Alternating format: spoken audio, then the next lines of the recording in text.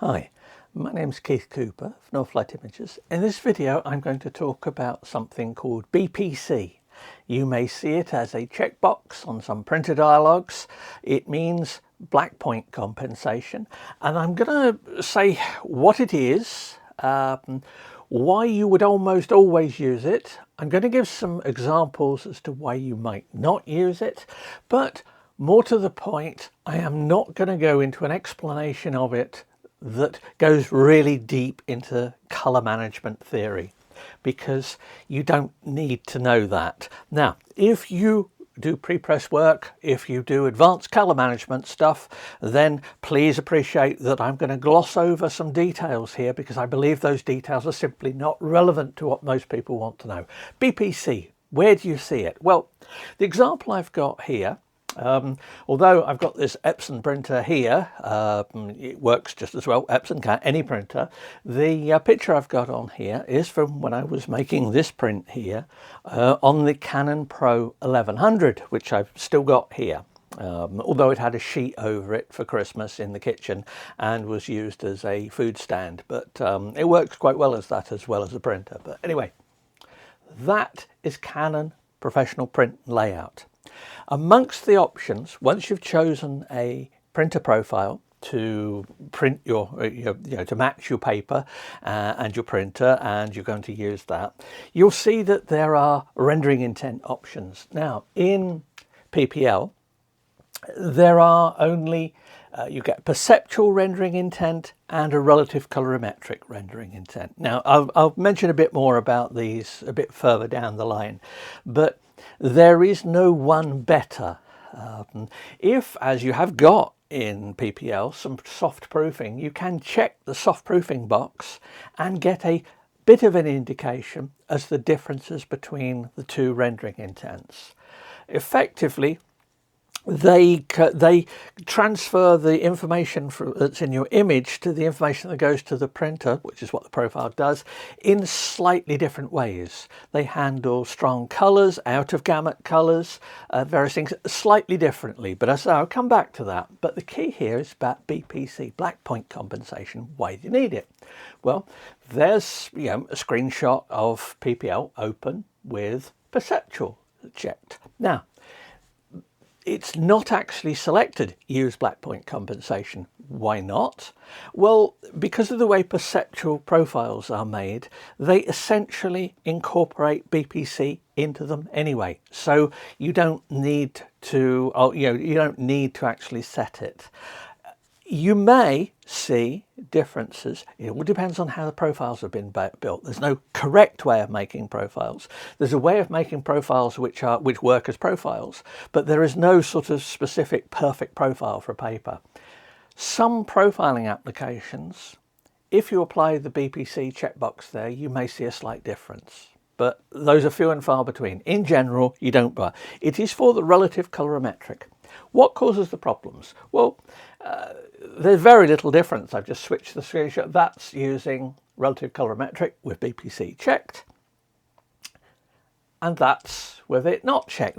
There's not much, and you certainly won't see any difference on the video here, and that is one of the difficulties I face, because you can't easily show these differences. Now, these prints may or may not look different on the video. I don't know. They don't look terribly different here even. Now, that is that image there. I've used this PhotoSpeed bright white cotton. This is their, what's the name of this? It's Platinum Cotton 305, a very nice paper, smooth finish, bright white. Now, for an image like this, I might normally pick a glossy paper because it's got quite a lot of contrast and it's got bright colors, but I know this paper performs well on the 1100. I've got a profile for it. Now, look at this one here, and I have had to write on the back what these are. This is Perceptual, BPC not set. The next one here, and this is where I really do need to look at the difference.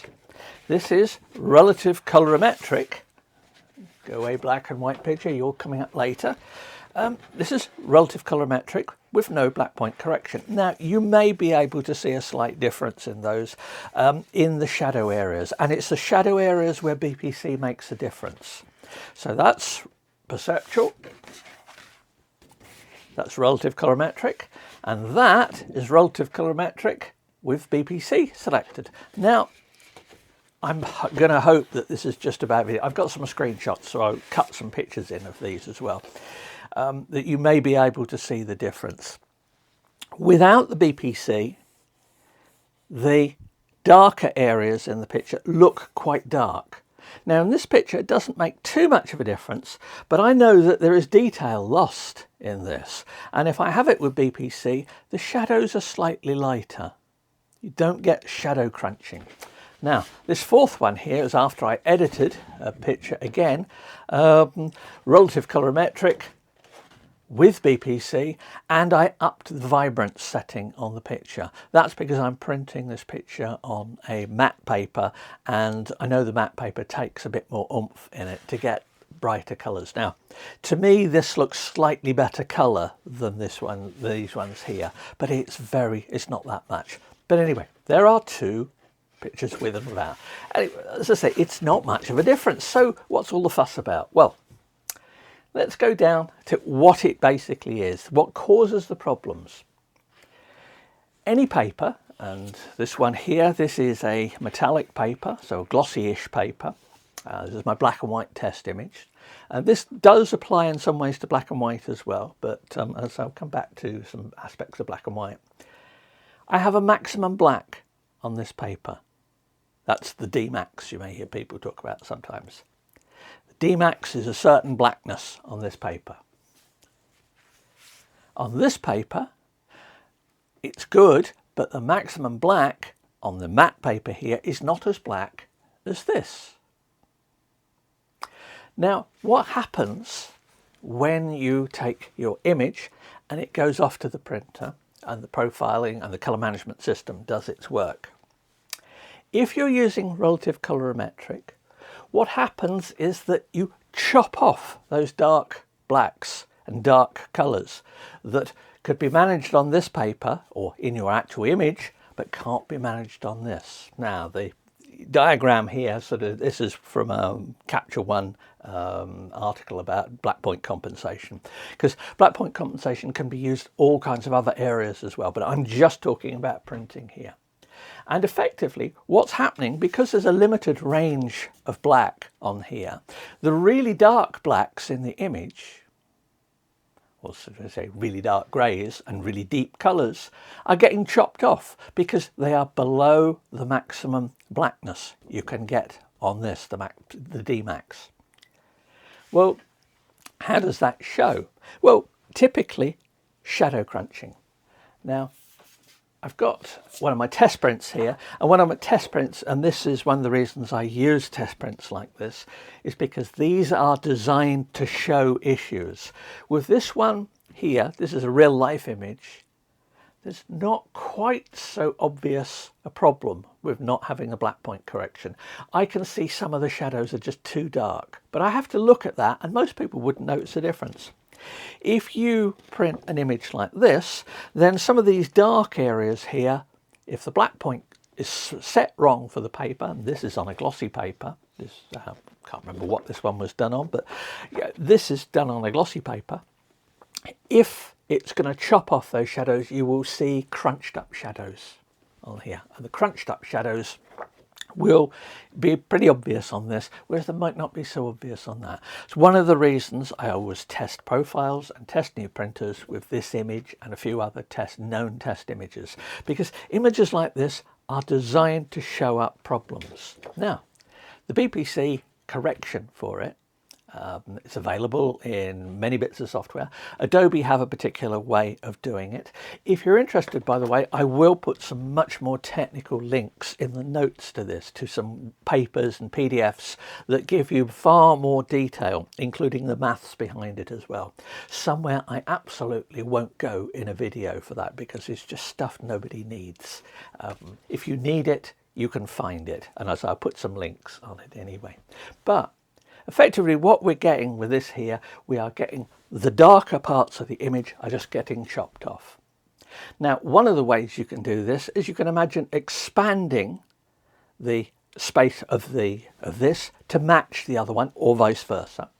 So you transform the darkest blacks in your image to the darkest black that your particular paper can make. How do you know that? It's in the profile. All of this stuff is done behind the scenes. You don't need to know about black levels or anything like that. It just gets done. And that is what the BPC checkbox does. If you are using relative colorimetric, tick the BPC on a matte paper, check the box on it, leave it checked. It defaults to on in Adobe applications anyway. And in fact, this is the book I use. It's years old, but lots of very valid stuff in it. Real World Color Management, Fraser et al. This book, they say, we know of no reason not to leave it checked.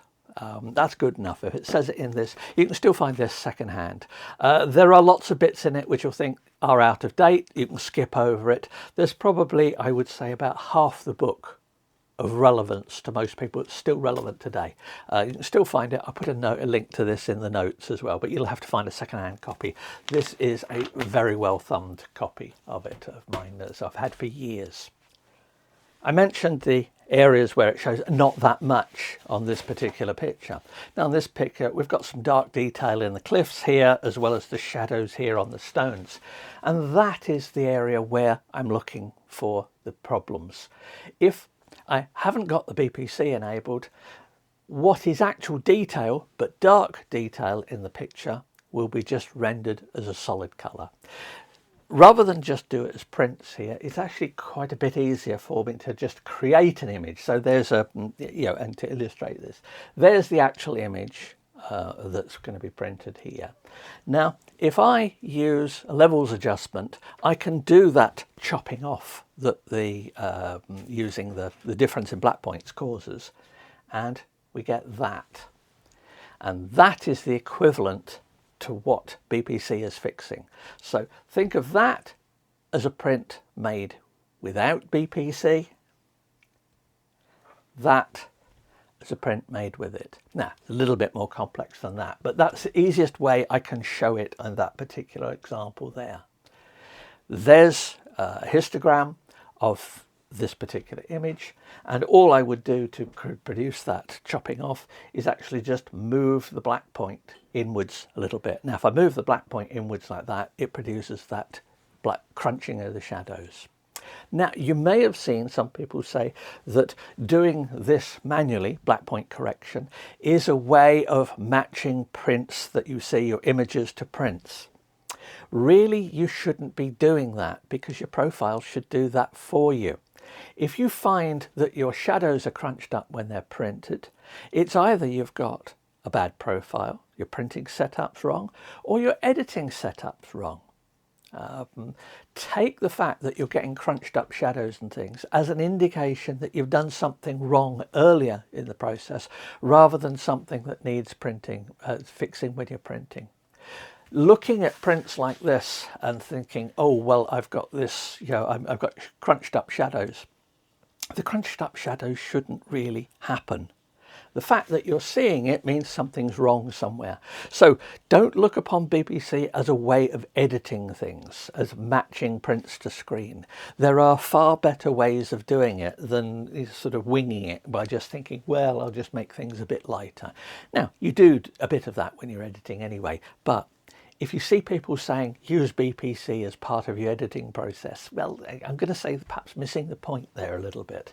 But another example of it, it's a picture, a commercial picture, showing it's for one of the people who made one of these chips, showing how small they are compared to the raised text on a credit card.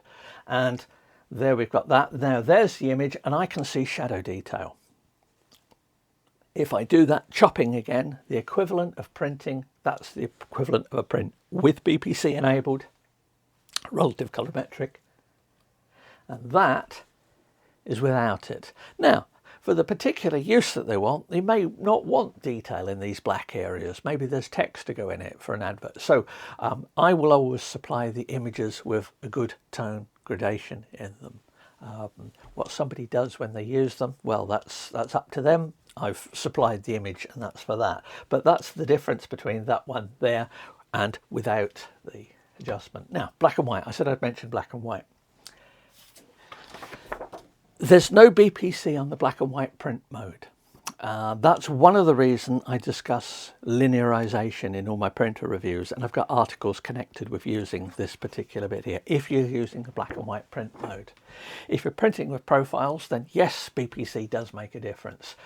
There's this image as it would be shown printed with BPC, and the black, there we go. And that is the crunching of the shadows I'm seeing. If you see that form of crunching of shadows, if you see that when you do a black and white print, then it suggests that the linearity of the black and white printing system is out. So it's crunching up shadows of its own accord. Now, I discuss in the articles and videos that go with this test image and its various versions, I discuss how you can apply curves and things like that to try and fix it. But that's the same problem. There just isn't a BPC setting for black and white. There's much less things you can do to it there. In general, as I said, you always leave BPC selected. Sometimes you might not though. When might you not? There's no hard and fast rules on this. You have to learn to actually look at your images. In particular, here's a fairly high key image, and this particular one here, I can see that's Perceptual.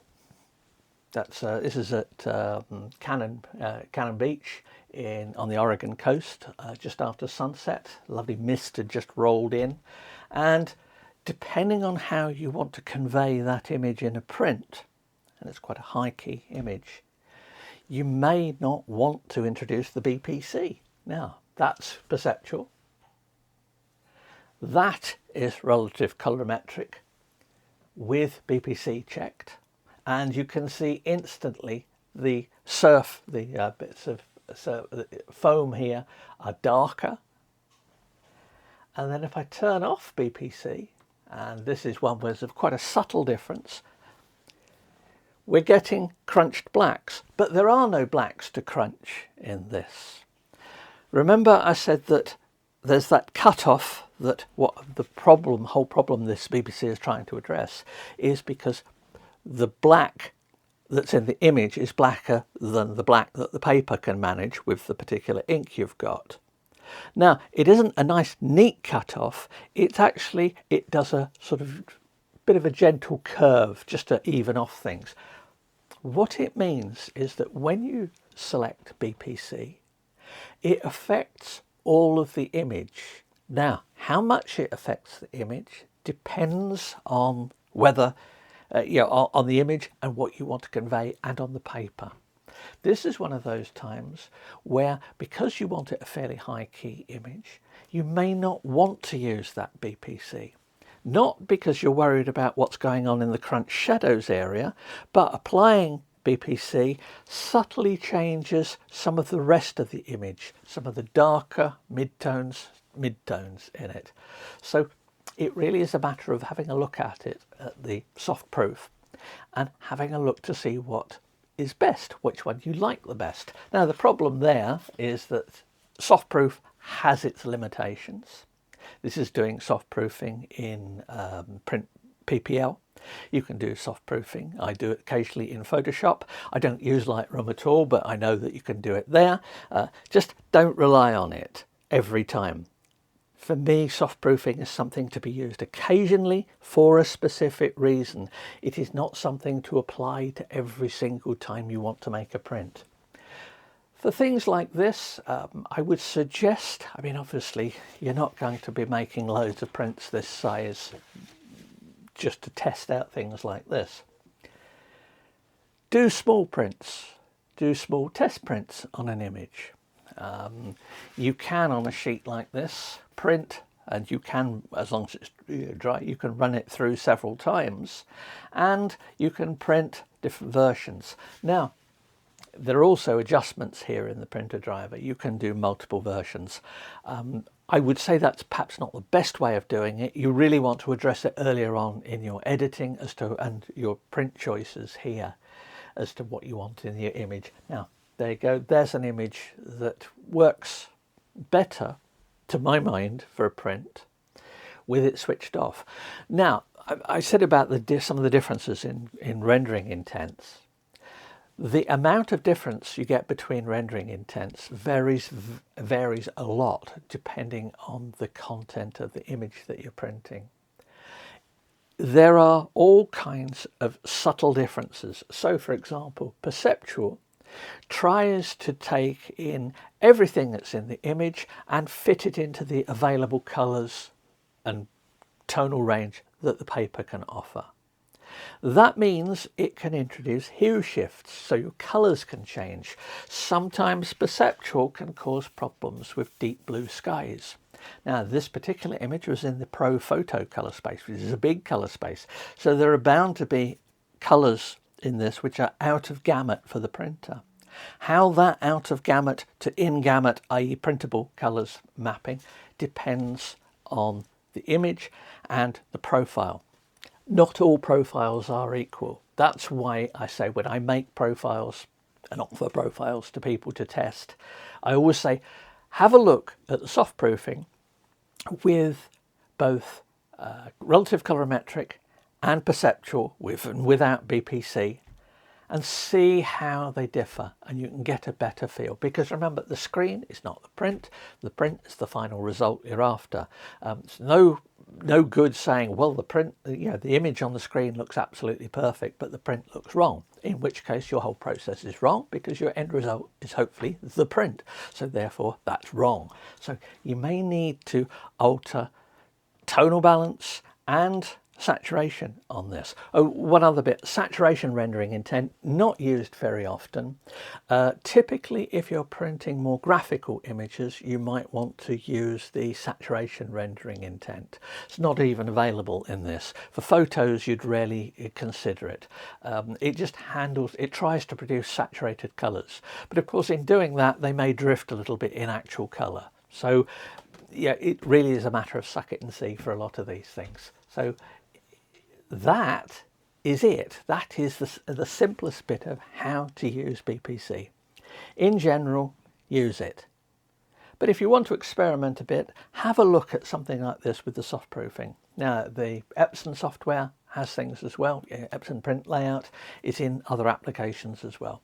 But in general, it's a good thing. But like all good things, use it with care. And I hope that addresses some issues. I say it's a very complex subject to go into in any more detail, because you can't go into it in any more detail without having lots more graphs and charts and more maths in it, which I absolutely want to avoid in things like this. So hopefully that's clearer. If you've got any questions, let me know, and I hope that's been of help in your printing. Thanks for watching.